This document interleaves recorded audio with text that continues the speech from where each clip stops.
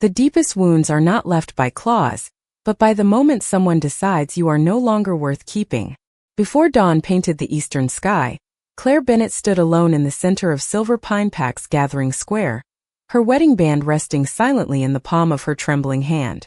The crisp autumn air carried the scent of pine needles and wood smoke, but none of it could soften the heavy silence surrounding the wooden platform where dozens of pack members had gathered. Lanterns still glowed along the streets, casting pale golden light across familiar faces that refused to meet her eyes. Claire had once imagined standing in this square wearing the ceremonial silver cloak of a future Luna, surrounded by blessings and celebration. Instead, at 27 years old, she stood before her entire pack as a woman whose marriage was coming to an end, because she had failed to give her husband the one thing everyone believed mattered most. Across from her, Daniel Mercer adjusted the dark ceremonial jacket reserved for senior alpha warriors before quietly accepting a sealed parchment from the village elder. His expression held no anger, only distant resignation, as though the decision had already become another duty to complete.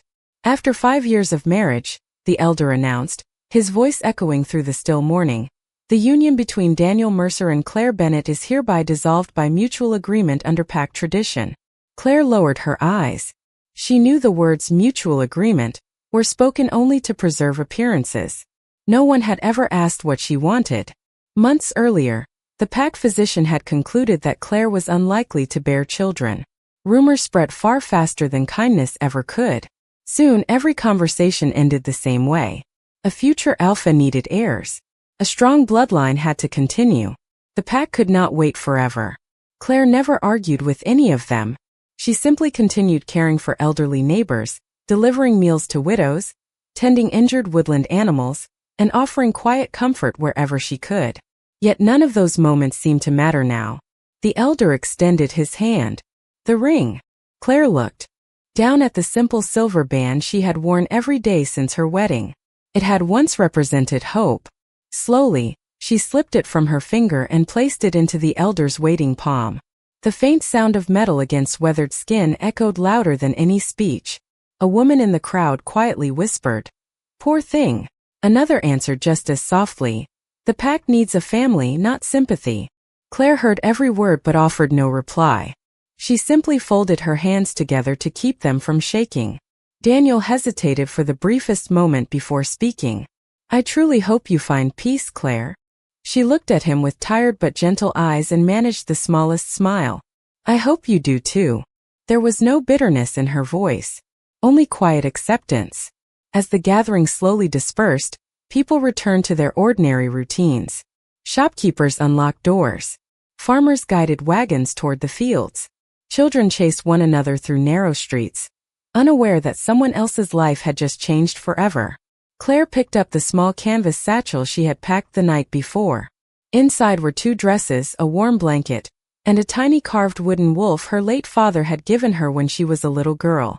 She took one last look at the home she was leaving behind before turning toward the narrow forest road leading beyond the village. Hidden beneath the shadow of towering pine trees overlooking the square, a tall traveler wearing a dark hooded cloak remained completely still. His silver eyes followed Claire as she quietly disappeared into the morning mist. He said nothing. He revealed nothing. Yet beneath the folds of his simple cloak rested the unmistakable silver crest of the royal house, concealed from every soul except the silent moon watching from above. Claire Bennett walked nearly 6 miles before the rooftops of Silver Pine disappeared behind the rolling hills, leaving only endless forests stretching beneath the cool autumn sky. Every step carried her farther from the only home she had ever known. Yet strangely, the silence surrounding her felt kinder than the whispers she had left behind. A narrow trail wound through towering pine trees until it reached a small abandoned cottage beside a crystal-clear stream. The weathered cabin had once belonged to an elderly herbalist who had passed away years earlier, and no one had cared enough to claim it since. The roof needed repairs, the garden had become overgrown with wildflowers and climbing vines, and the wooden porch creaked beneath every footstep, but to Claire it offered something more valuable than comfort. It offered peace. She spent the first week repairing broken shutters, sweeping away years of dust, collecting firewood, and planting vegetables in the neglected garden. Every morning began before sunrise with the cheerful songs of birds echoing through the valley, and every evening ended beside a small stone fireplace where she quietly read worn books left behind by the herbalist. She no longer wore a wedding ring. The pale mark on her finger slowly faded beneath the passing days, just as she hoped the ache inside her heart eventually would. Although she now lived alone, loneliness never became her companion for long. Injured woodland animals seemed to find their way to her little cottage as though guided by instinct. One rainy afternoon, a young fox appeared limping near the garden fence with a thorn lodged in its paw. Claire patiently removed it, cleaned the tiny wound with warm water and herbs, and watched the fox disappear happily back into the forest. A few days later, an elderly farmer knocked on her door, asking if she knew how to prepare medicine for his aching joints. She welcomed him inside without hesitation, brewed a fragrant herbal tea, and refused every coin he offered in return.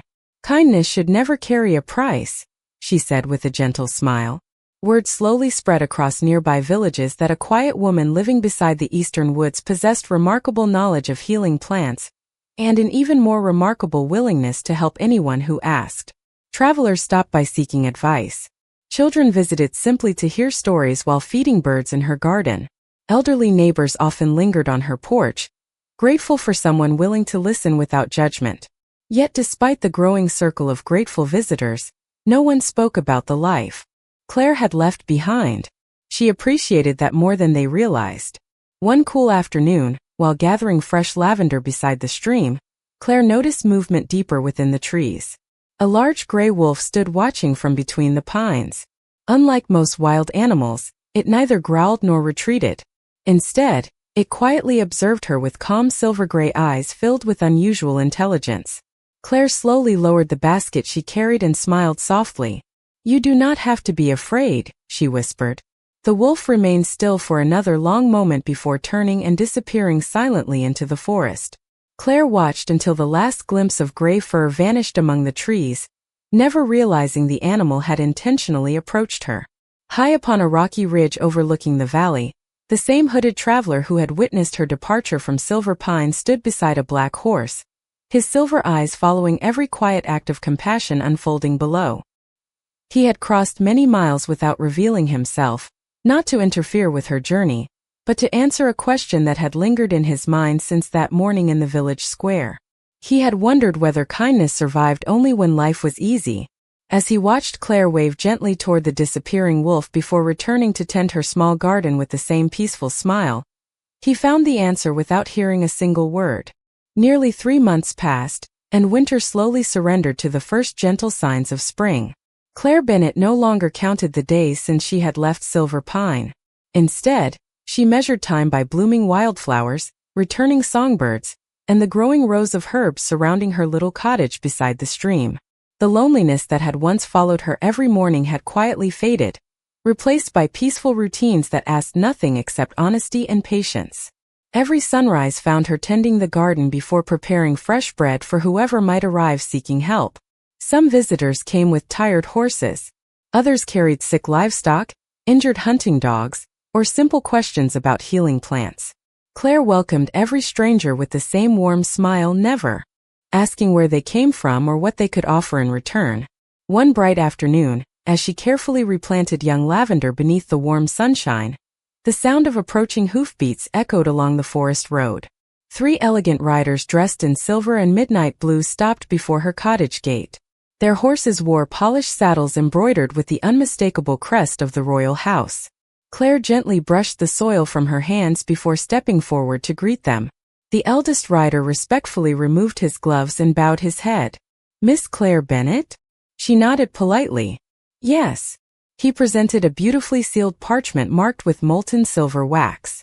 By decree of Alpha King Adrian Hawthorne, every recognized pack within the Northern Territories is requested to send representatives to the Royal Moon Assembly at Moon Palace in 7 days. Claire accepted the invitation with quiet surprise. "There must be some mistake." The messenger smiled kindly. "There is no mistake. Your name appears exactly as written." Before she could ask another question, the riders respectfully departed, disappearing beneath the towering pines as quickly as they had arrived. Claire remained standing beside the wooden gate, studying the elegant royal seal glimmering beneath the afternoon sunlight. She had never imagined the palace would know her name. The following morning she traveled back to Silver Pine for the first time since leaving. The familiar village streets looked unchanged, yet everything felt strangely distant. People who had once whispered behind her back now greeted her with uncertain politeness after hearing she carried a royal summons. Claire answered every greeting with the same gentle kindness she had always shown, holding no bitterness toward anyone. Inside the meeting hall, Pack Elder Samuel Whitmore explained that every invited pack must send an official delegation. "Most of our representatives are already preparing," he said while reviewing several documents. "However, we also need someone to assist our elderly Omega matrons during the journey. You have always been patient with them." Claire offered a small smile. "I would be honored to help." There was no mention of her failed marriage, no discussion about heirs, only a simple request for kindness, and that alone was enough for her to accept. 4 days later, the caravan departed beneath clear blue skies. Elderly Omega women rode comfortably inside decorated wagons while Claire quietly helped them adjust blankets, poured warm tea into wooden cups, and listened to stories from decades long past. Every few miles they encountered delegations from neighboring packs, all traveling toward the magnificent Moon Palace where the future of the kingdom would soon be discussed. As evening approached, the travelers stopped beside a peaceful lake to rest their horses. While gathering fresh water, Claire noticed a familiar gray wolf standing across the shoreline, watching silently from beneath a flowering oak tree. This time the animal did not disappear. It simply held her gaze for several quiet moments before lowering its head ever so slightly, almost like a respectful greeting. Claire smiled and returned the gesture with a gentle nod of her own. Hidden beyond the trees, another figure watched the silent exchange unfold. The hooded traveler rested one hand upon the neck of his black horse, and for the first time since this quiet journey had begun, the faintest smile appeared upon the face of Alpha King Adrian Hawthorne.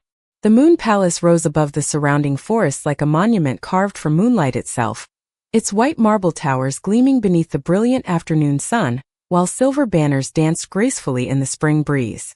As the long procession of visiting packs entered through the towering gates, conversations gradually faded into quiet admiration. Crystal fountains sparkled throughout magnificent gardens, flowering trees lined polished stone pathways, and every corner of the palace reflected centuries of honor, tradition, and royal dignity. Claire Bennett had never imagined a place so breathtaking could exist, yet she reminded herself that she had not come to admire its beauty. She had come to care for the elderly Omega matrons entrusted to her during the journey.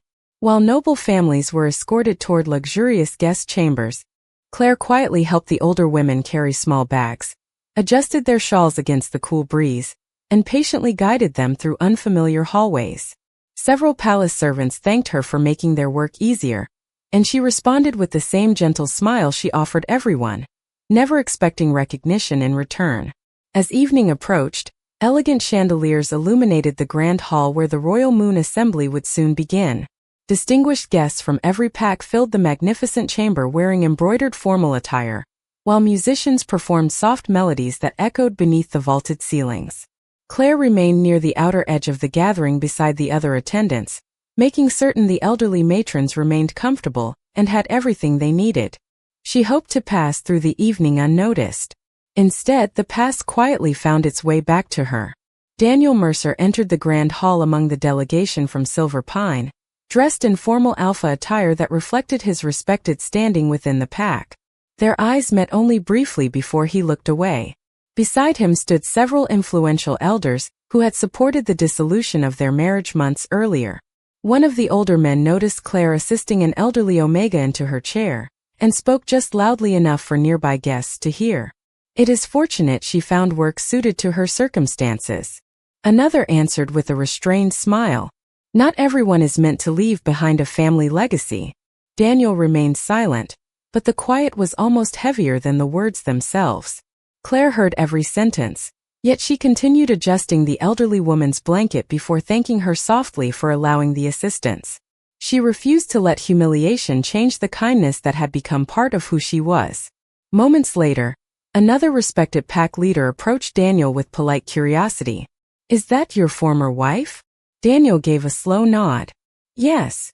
The man lowered his voice, though not enough to escape attentive ears nearby. I heard the physicians believed she would never bear children. Daniel answered carefully. That was their conclusion. The conversation spread in hushed whispers from one small circle to another until Claire could feel curious glances following her across the hall. No one spoke directly to her. No one asked her side of the story. They simply accepted a conclusion that had already become part of her reputation. Claire quietly carried an empty tea tray toward the serving tables, keeping her eyes lowered, determined not to let anyone see the sadness briefly passing through them. At that very moment, the great silver doors at the far end of the grand hall slowly opened. Every voice disappeared instantly. Royal Guard stepped into perfect formation while Alpha King Adrian Hawthorne entered beneath the royal crest with calm confidence. Every guest respectfully bowed their head. Claire did the same, unaware that before taking even 3 steps into the hall, Adrian's silver eyes had already found her standing among the attendants. He noticed not the whispers surrounding her, nor the judgment lingering in the room, but the quiet grace with which she continued serving others despite carrying burdens no one else seemed willing to understand. The Royal Moon Assembly continued beneath the shimmering glow of crystal chandeliers, as musicians filled the grand hall with gentle melodies that echoed through the towering marble columns. Noble families exchanged polite conversations while royal attendants quietly moved between long banquet tables, making certain every guest was comfortable. Claire Bennet remained among the attendants, pouring warm tea for elderly Omega matrons, and helping them navigate the crowded hall with the same patient kindness that had become second nature to her. She noticed many curious eyes still lingering on her, yet she refused to let whispers distract her from the simple work before her.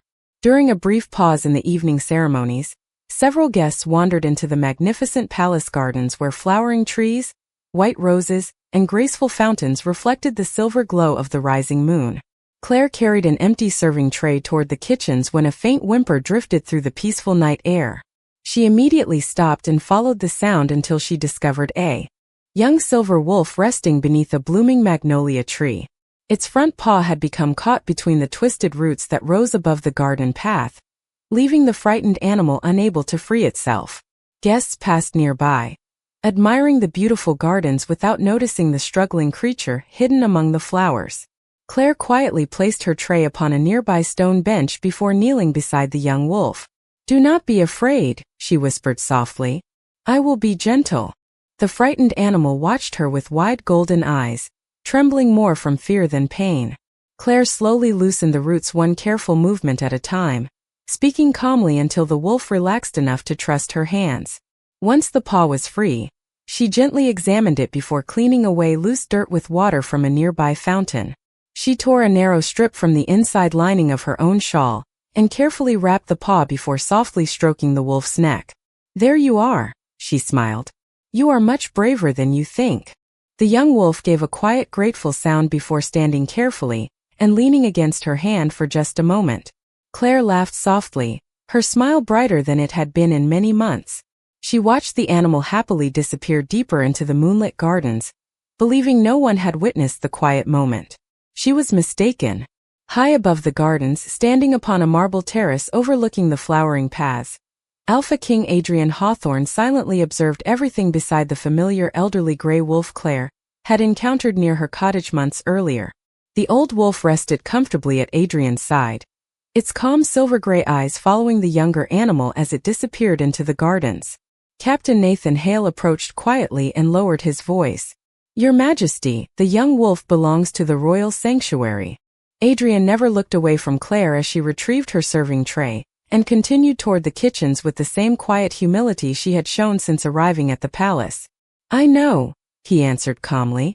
Nathan hesitated before asking, "Would you like me to invite her here?" Adrian slowly shook his head. "Not yet." His silver eyes remained thoughtful. "The world has judged her without taking the time to know her. I will not make the same mistake." The captain respectfully nodded and stepped back into the shadows. Adrian rested one hand upon the stone railing as a faint smile touched his face. He remembered the woman who had greeted a lonely grey wolf beside a forest stream without fear. He remembered hearing villagers speak about the quiet healer living alone beyond the eastern woods. Now he had watched her place another living creature before her own comfort without expecting recognition, praise, or reward. The stories, the observations, and the quiet truth all pointed toward the same conclusion.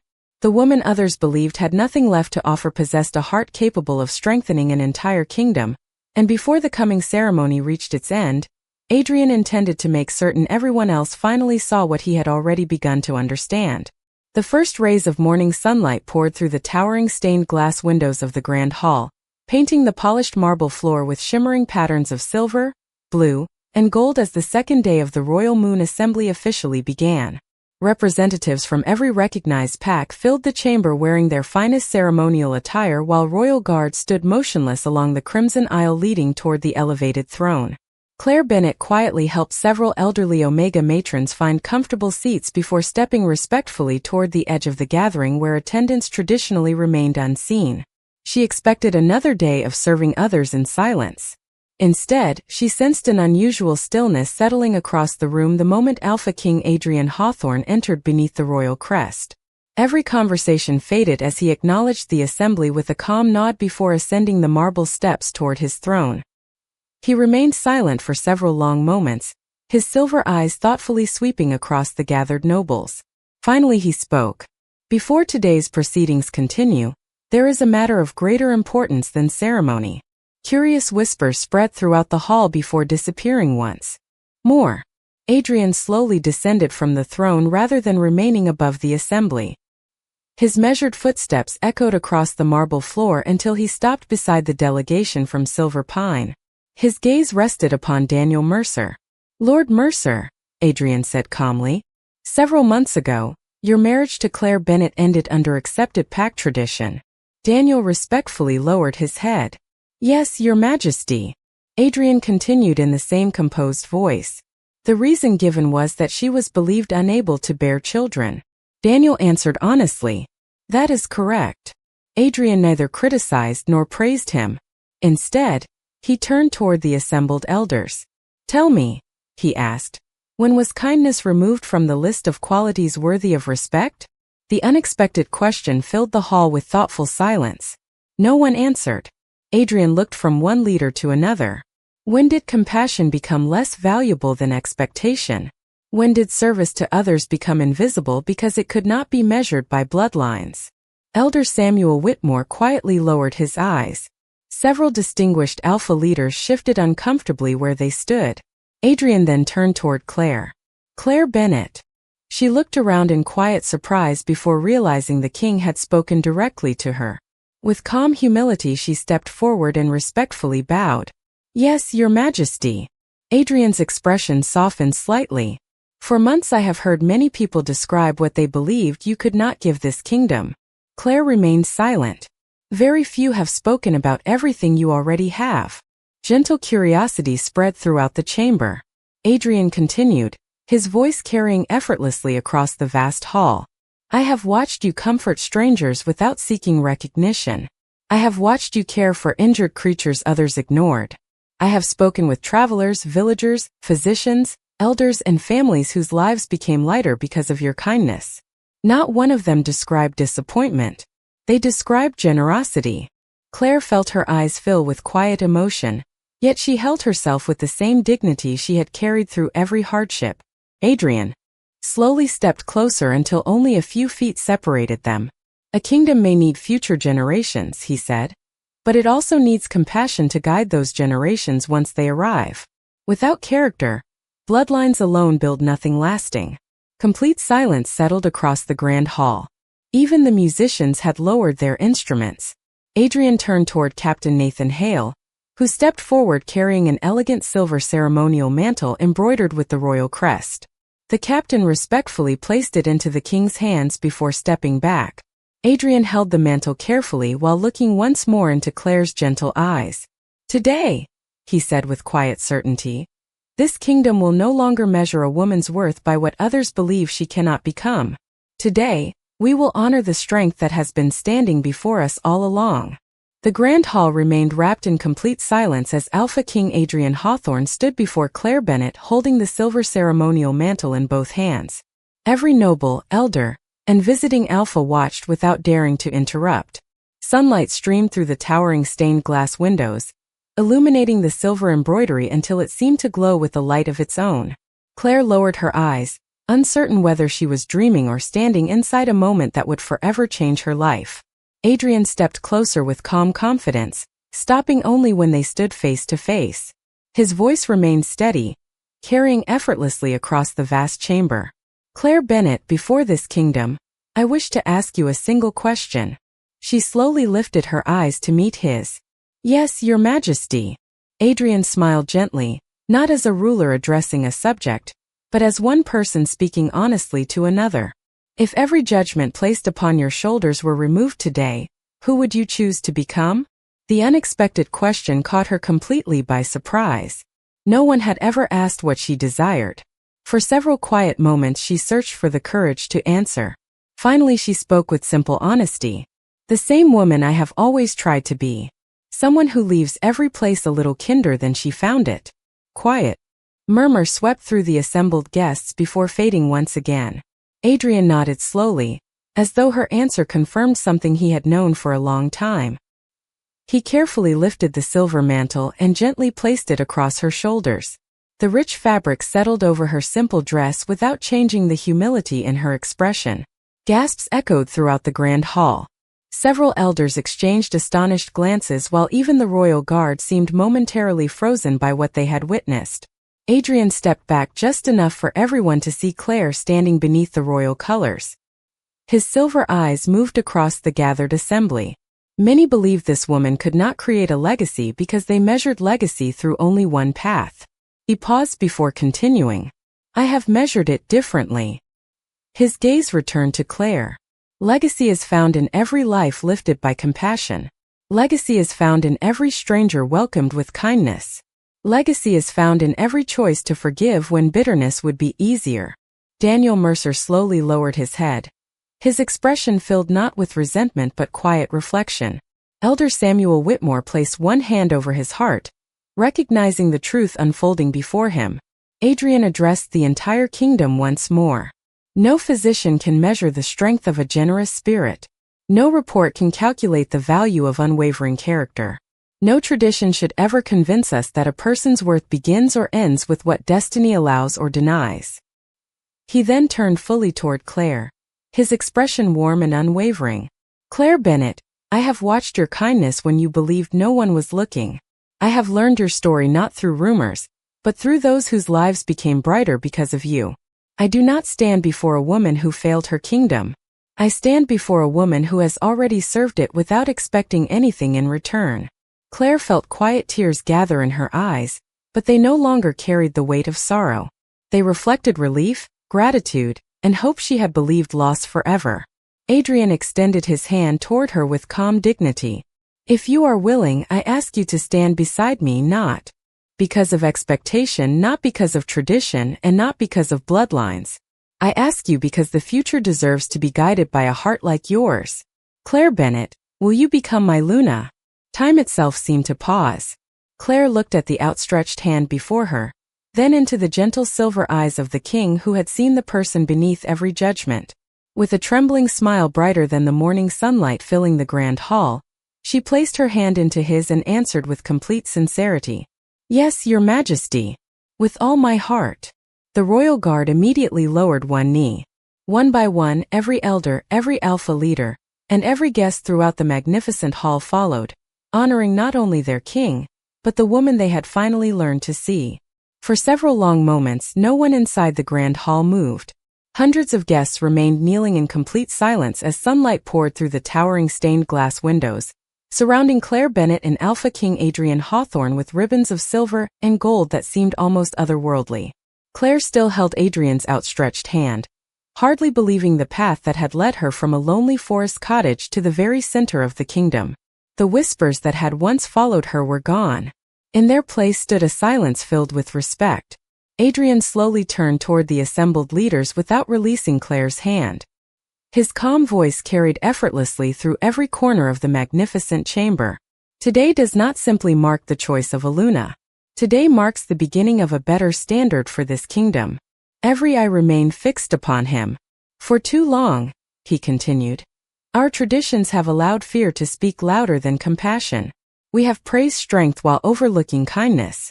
We have celebrated bloodlines while forgetting character. That ends today. Captain Nathan Hale stepped forward carrying an elegant parchment sealed with the royal crest. Adrian accepted it before carefully breaking the silver seal. By authority of the crown, he declared, no citizen of the Northern Territory shall ever again lose honor, standing, or opportunity solely because of an inability to bear children. No Omega shall be judged as less worthy because destiny follows a different path than expectation.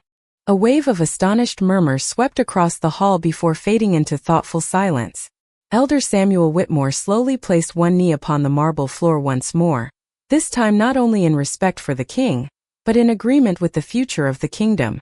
One by one respected pack leaders followed. Even those who had once defended the old traditions bowed their heads with quiet humility. Daniel Mercer remained motionless for several moments before stepping forward. Every conversation stopped once again. He respectfully lowered his head toward Claire. I cannot change the past, he said honestly, but I was wrong to believe your worth depended upon something beyond your control. I hope that one day you will remember me with forgiveness instead of disappointment.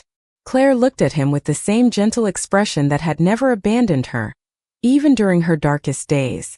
Holding on to bitterness would only keep us both trapped in yesterday, she answered softly. I sincerely hope you find peace. Adrian watched the exchange with quiet admiration. The greatest proof of Claire's strength had never been endurance alone. It was her ability to remain compassionate even when she finally possessed every reason not to be. The elderly gray wolf quietly entered the grand hall and walked to Claire's side before calmly sitting beside her. Moments later, the young silver wolf she had rescued in the palace gardens bounded happily across the marble floor before stopping near Adrian. Laughter gently spread throughout the gathering, easing the tension that had filled the hall only hours earlier. Adrian smiled warmly before turning once more toward the assembly. A kingdom becomes stronger when every person believes they are valued. Let this day be remembered not because a king chose his Luna, but because an entire kingdom chose compassion over judgment. Applause slowly filled the grand hall, beginning with the royal guard before spreading through every noble, elder, and visitor until the magnificent chamber echoed with heartfelt celebration. Claire looked around at the countless smiling faces surrounding her and realized something extraordinary. None of them were looking at the woman who had once been discarded. They were looking at the Luna who had quietly taught them that the truest legacy anyone could leave behind was not measured by the family they created through birth alone, but by the countless lives they touched through kindness, courage, and unwavering grace. 1 year later, spring returned to the Northern Territories with fields of wildflowers stretching beneath clear blue skies, and the Moon Palace standing brighter than ever as sunlight reflected from its white marble towers. Travelers arrived from every corner of the kingdom, not because a grand festival had been announced, but because they had heard stories about a Luna whose greatest gift was making every visitor feel seen. Claire Bennett had never forgotten the lonely cottage beside the eastern woods where she had rebuilt her life one quiet act of kindness at a time. Instead of leaving that chapter behind, she transformed it into the inspiration for the Royal House of Hope, a sanctuary supported by the crown where abandoned wolf pups, orphan children, elderly citizens, and injured animals could all receive care without payment or judgment. Every week, Claire welcomed guests personally, remembering names, listening to stories, and offering encouragement with the same gentle smile that had once comforted strangers long before anyone called her Luna.